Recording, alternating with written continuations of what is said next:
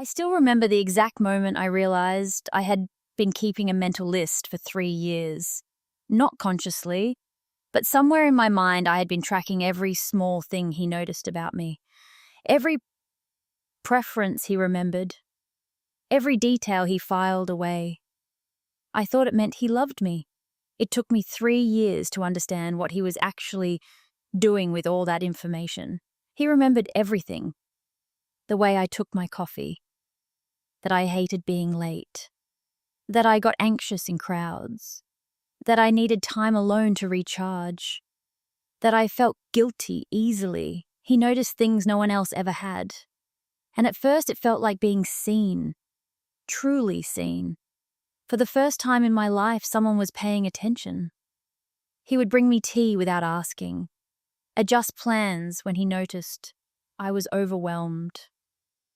Text me exactly when I needed reassurance.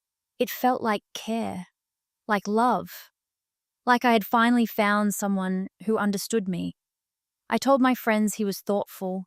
I told my sister he was different. I told myself I was lucky.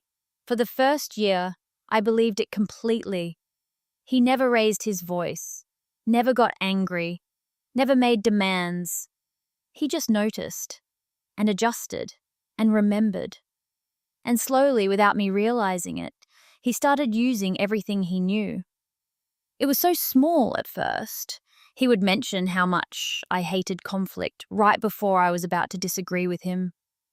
He would remind me how anxious I got in social situations. Right before suggesting we skip an event I actually wanted to attend.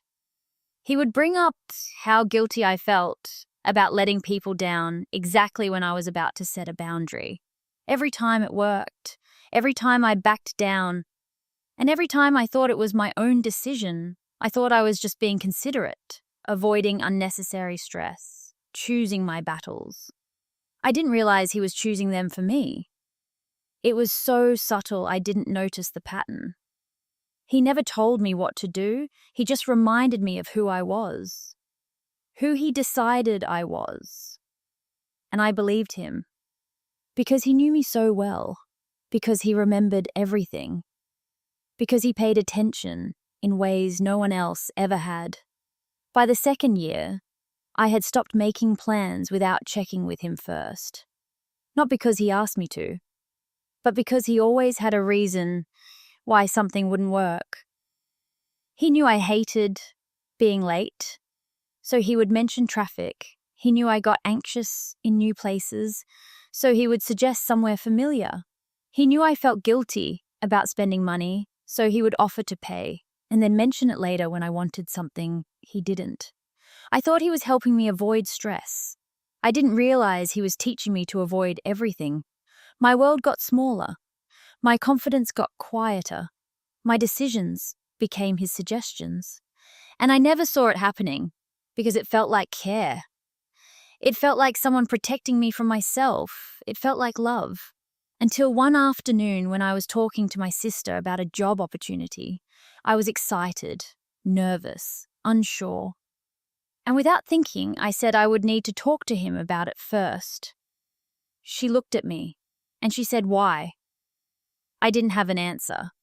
I just knew I needed his opinion, his reassurance, his approval.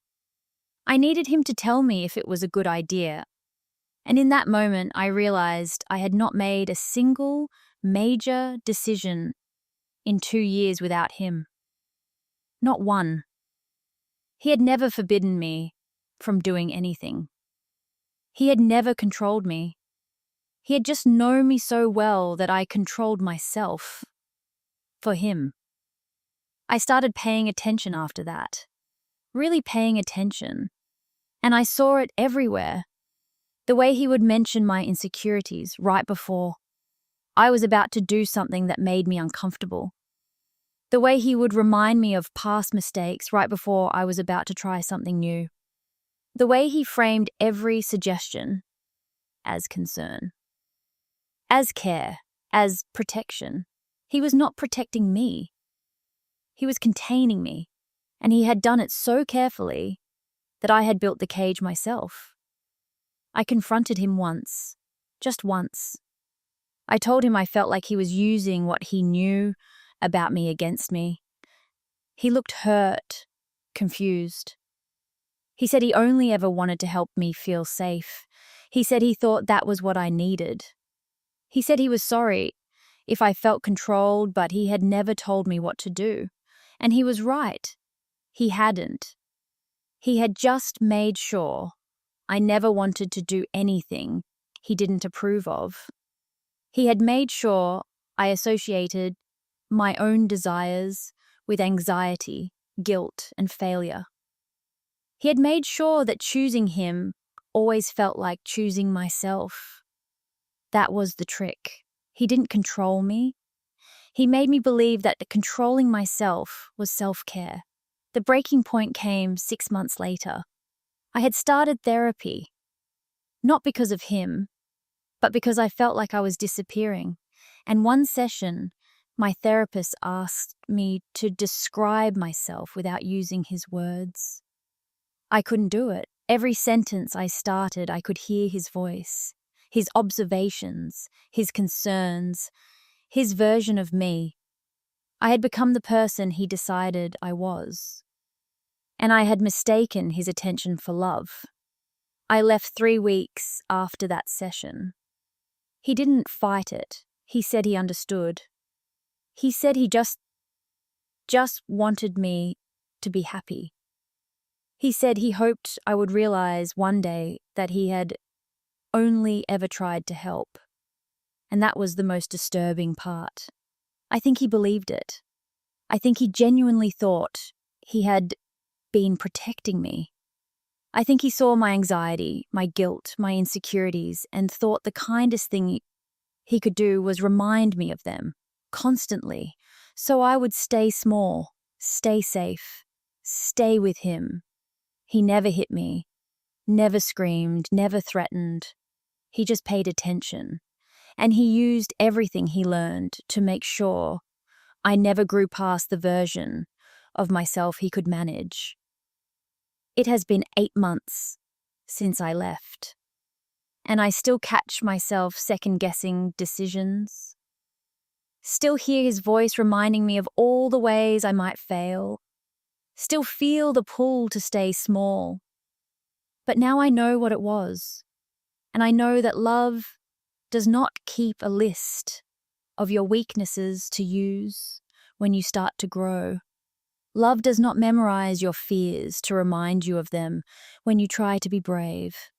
Love does not study you so carefully that it can predict and prevent every move you make toward becoming more than what it needs you to be. I thought he saw me. He did. He just made sure I never saw myself.